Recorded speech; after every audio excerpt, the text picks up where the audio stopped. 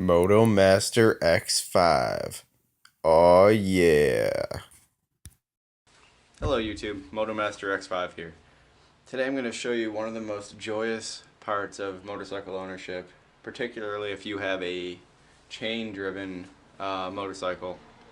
Um, Someone's coming in. Okay. But yeah, so if you have a chain-driven motorcycle, it's really something you shouldn't overlook is cleaning your chain. A lot of people do kind of ignore it, but it could lead to some really bad things if your chain gets really worn out, or you let it get too dirty. Things could seize up, and that ends really badly for you. So don't fuck around with that. But basically, what you're gonna need generally is you're gonna need something to actually obviously get the grime and all the grease and all the grit off the chain. I recommend using kerosene. You can get it for pretty cheap at most places. The owner's manual for my bike actually recommends it, so I just stick with that. I know there's lots of expensive chain cleaning products out there, but I'd say just stick with this unless your manual tells you not to use it for some reason. So you're going to need kerosene. Depending on how dirty your chain is, you can get one of these. It's a grunge brush. Basically, just really easy to scrub the chain with this. As you can see, you can pretty much put this right around the chain when you're scrubbing. Apologize for the shaky camera as I hold the tripod. But yeah, so I probably won't even need this today because I'm usually pretty good about keeping up on my chain. I like to do it every 600 miles. I kind of slacked off. It's been about 900 since the last time I cleaned my chain, but I don't really ride in the rain much at all. I try to avoid that. I don't ride on many dirt roads or dusty roads or anything, so I mean, usually I don't have to worry too much about it, but I still try to do it every 600 miles. So yeah, you need kerosene, some rags. I just use some kitchen rags, dish rags. You can buy them in bulk at Wegmans. They're very cheap. But yeah, so what you're gonna need also is some way to get your back wheel off the ground. As you can see here, I have me a nice cheap rear wheel stand. I picked this thing up at Harbor Freight for about 30 bucks. I would honestly highly recommend you buy a better one. Mine, not the highest quality. I actually don't really trust it that much. The one stand over here that holds this side of the left side rear swing arm, almost at driver's side, not that there's a driver or passenger side on a motorcycle. But the left side of the rear swing arm, that stand is actually bending downwards a little bit. I do not like that at all, but it's been holding up, and I just hope it does not decide to break on me. I really need to get a new one. So I would avoid this one. I would get a good quality one. But you're going to need that. Do not leave the bike in gear and run it. I see people where they leave the bike on, and they'll have the bike just running in first gear to spin the back wheel. That is a very bad idea. You can easily lose a finger doing something like that. I would never recommend that. I've never tried it. I never plan on trying it because I value all of my appendages. So, without further ado, let us begin. So, if you're going to use the brush, what I recommend you do is get my patented disposable kerosene holder, aka a water bottle that I just cut in half. That way I don't ruin any good cups or anything. I definitely would not drink out of anything that kerosene's been in, regardless of how well I've washed it. I won't even use something like this all the time. A lot of times if I'm just using the rag, I'll literally just pour the kerosene onto the rag directly. But I'm going to show you guys the brush real quick, even though I don't think I'm going to need it. The other thing too is I just got back from a ride. I just got back from going to work, or coming home from work. So my chain's warm. I recommend that you do clean the chain when it's warm. It's generally a lot easier. The grit will just come off a lot faster. So yeah, let us begin. I would also put some cardboard down on whatever surface you're working on, unless you really just don't give a shit about it. You don't want to get kerosene and shit just dripping all over your garage floor or your driveway ground. So yeah, just start wiping it off. You see how nasty that is. It doesn't even look that bad. My chain looks silver. You can see it doesn't look dirty. but it gets pretty grimy. So I recommend working on one area of the chain at a time. So get one area nice and clean before you move on to the next. And wow, this chain is a lot warmer than I thought it would be, honestly. It's not gonna burn me or anything, but just not expecting it to be as warm as it is. So yeah, one area of the chain at a time. Just, be nice and be decently thorough with it. I focus mainly on the top of the rollers, I think those are called, because that's the point that's going to contact your rear sprocket, and you don't want to wear out your sprocket and the rollers by having grit on them. But I still try to get the bottom. If you use the brush, very simple. Cup, brush, it's perfectly in there. I didn't put quite enough in there, honestly, to actually cover the brush because I don't plan on really using it. But yeah, just do that. Put the brush right around it, just like so. I think it's actually meant to go like this. Go back and forth. Get all the grit out of there. Some people don't recommend the brush on O-ring chains because allegedly you can ram grit past the O-rings, but I honestly don't think it's a big deal. I don't think that can happen. The brush is pretty gentle. It's nylon, it's not metal or anything. Maybe it's a legitimate fear, but I've never actually heard of anyone having an issue with it. I think it's all just, something that people say can happen. But do whatever you want to do. I don't know. I don't think it's too much of a legitimate fear. So yeah, just one part of the chain at a time. This part is still pretty dirty. Like, look at that. Still getting all this off of it. But basically, you're just going to do that. Continue on.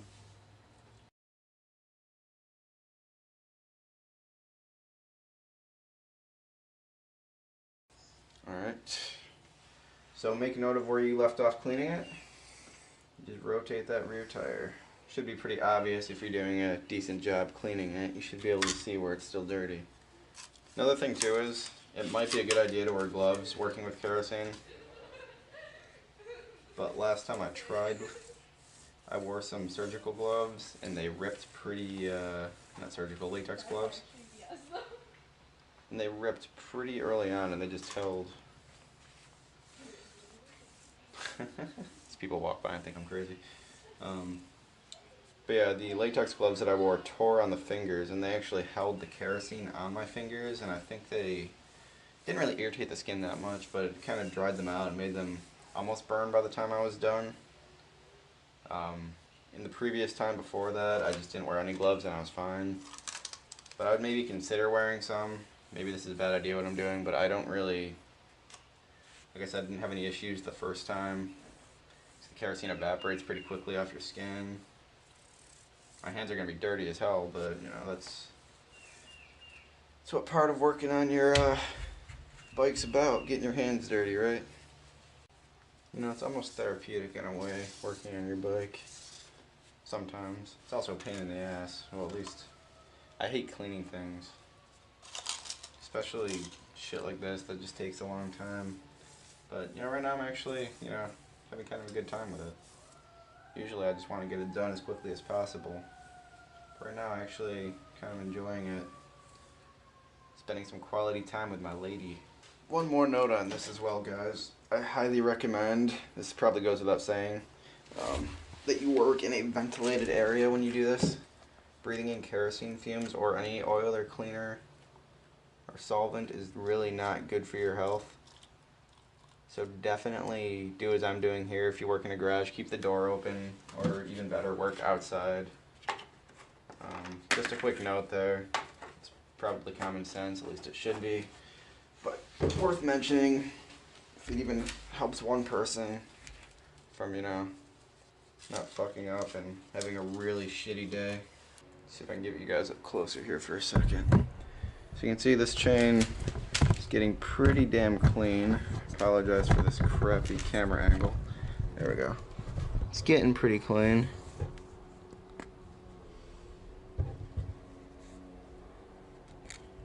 You can see what it looks like before I cleaned it. If we rotate the wheel a bit, it's getting a little gunked up. So this actually isn't too bad. When I first got the bike, before I started actually maintaining it, because I was learning to ride, and you know, it was a new bike to me, and it only had 800 miles when I got it, so I assumed it wouldn't need much maintenance to begin with. It's really not a good way to look at it. But yeah, when I first got the bike, I don't think the previous owner ever actually cleaned the chain. I think he just kept oiling it, which a lot of people actually say is worse than, you're better off basically not even oiling the chain at all than to just keep oiling it. Because the oil will eventually start attracting grit and other road debris and shit. And what's going to end up happening is you get this nice soupy sandpaper consistency like stuff on your chain, on your rollers, and it just wears the frickin' teeth on your sprocket down like no tomorrow. So you're actually better off probably not even oiling it. That's what I've heard anyway. I don't know. If you don't clean your chain, at least fairly consistently. But the chain, when I first got this bike, was actually black. I literally thought it was supposed to be black, and I rode it like that. I cringe saying this, but I rode it like that for over a month. I wasn't riding much because I was a new rider, and I technically still only had a permit at the time. So I was kind of just keeping it to side roads and around my apartments. But yeah, so the chain was literally black, how dirty the thing was when I first got the bike. So I'm never gonna let it get like that again. You know, when I said it was therapeutic, it kind of was at first. Now it's just getting fucking annoying. But it's what you gotta do. Price you gotta pay for some fun. It's well worth it. Alright, so now that the most tedious part is done, usually I'll just go over it one more time real quick while turning it. Again, making sure to keep my fingers away from the sprocket as I'm rotating the back tire. That could very much suck if I got careless. And then what you're gonna do is have yourself a little break. Maybe crack a beer, a shot of vodka, do whatever the hell you want to do. And I usually like to let it dry for a while. I mean, kerosene evaporates pretty quickly, but you know, it gets all up on the sprocket, and it's in the gearbox, not in the gearbox, but in the front sprocket and the back sprocket, where you can't really dry it off very easily. So it might take a while. So what I'll do at this point is I will wait at least 5 minutes. Usually I'll just get lazy. I'll let it sit here for like 10 or 15 minutes. Rotating it after a few minutes, so any of the oil or any of the kerosene that could be stuck under the chain in between the sprockets and the chain can get out. So let it sit for a while, then just rotate it like, I don't know, a couple turns. But yeah, so we'll be back once I've deemed it dry enough to continue. Alright, the next part's the fun part. It's kind of an optional step, but a lot of people recommend it. Take the bike out for a quick spin, you know, get the chain warmed up, so that way it'll take the oil a lot better. Basically it'll absorb the oil better into the nooks and crannies if it's all warmed up and whatnot. So, the fun part, I normally don't condone squidding. I pretty much always wear at least boots, jacket, gloves, and always helmet. But I'm literally just going around my parking lot, so you're going to see me squid and only wear a helmet and gloves right now. But I do not recommend it. I mean, you should still be safe. I'm weighing the risk versus the amount of effort it would take to put my gear on just to literally go around my parking lot. And it seems like it'd be a massive waste of time. I didn't say that. It probably wouldn't be a waste of time, but risk versus effort and inconvenience, I will take the very minor risk to warm the chain up.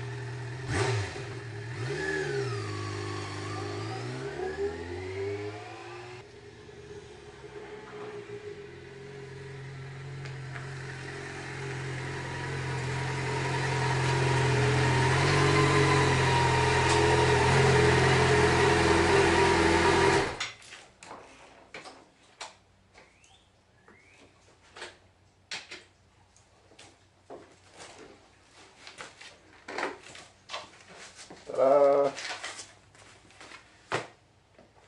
Now that the chain's warmed up, we can move on to the final step.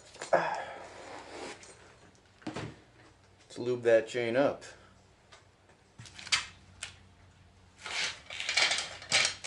Sketchiest part of this whole thing. Getting the rear on the stand.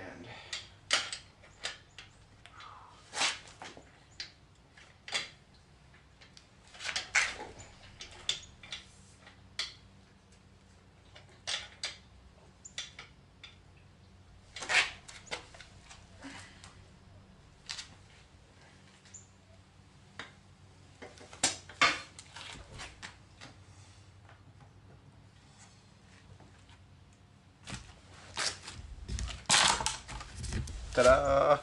Alrighty, now the last part, put our cardboard down. Except this time, when I set the cardboard up to do the oiling, I like to cover the back tire so I don't get oil all over my tire and cause me to fuck up and eat shit on a corner. I don't know if the risk is really too high of that, but I'd rather avoid it regardless. So you take your oil, whatever you feel like using. I don't really know what the best is. I bought this on Revzilla, some nice Motul. Seems to work fine. So mainly the area you want to lubricate in here is right in here. That's where most of the contact's going to happen, or all the contact between the sprocket and the chain. So you want to lubricate in there. It's also a good idea to get some oil on the outside of there to prevent rust and corrosion.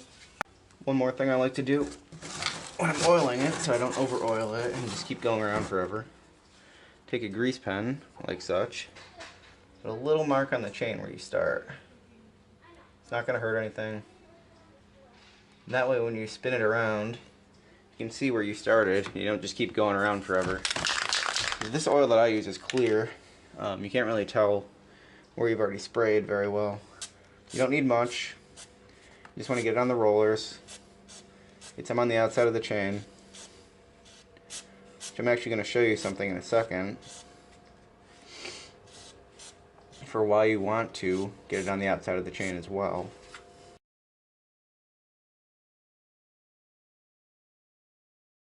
Okay, so that's it. Chain's oiled.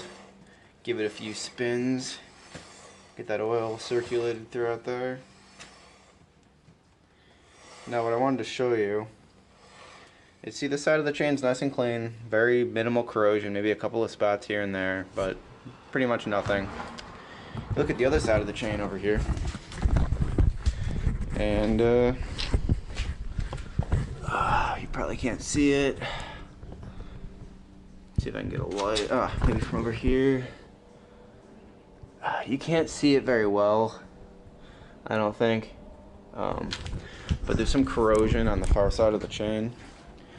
Now, I don't think I can completely blame myself on this because, like I said, this chain was nasty as fuck when I got this bike, and I've only had this bike for a few months now. So, probably some neglect on the previous owner's part, but at the same time, if you notice the angle I was spraying at over here, all the oil was getting on the top and this side. I don't think much is getting on the other side. So there's not much corrosion protection happening over there. So a new step I'm going to implement in my chain oiling regime. Just spray some oil on a rag, like such. And just spin her around, making sure to get a nice light coating of oil on that far side as well. What you're going to want to do also, I'm not going to show this part because it's kind of a waste of time, but just let the oil dry for a while. Usually you want to let it soak in for as long as you can. I'd say at least half an hour, unless you go for a ride immediately, which I guess you could do. But if you're not going to ride immediately, I would let it sit for as long as you can stand to. And before the next ride, just come out here, put the rear tire back on the stand, or just leave it up for as long as you need to. just rotate the wheel around and get all the extra oil off the outside of the chain. Leave as much oil in the rollers as you can, unless it's like a huge excessive amount. But any extra oil you leave, like too much of it, is just going to attract more dirt and grime and make your chain real freaking dirty again. So yeah, that's basically it. Bike's ready to ride now, pretty much. So that's it, YouTube. That is how I clean my chain. By no means is this necessarily the only way to do it or the best way. Just the way that I found works out pretty well for me. It's the way a lot of people seem to do it based on what I've found, because I looked into it a lot before I cleaned it the first time. So yeah, that's it. Adios.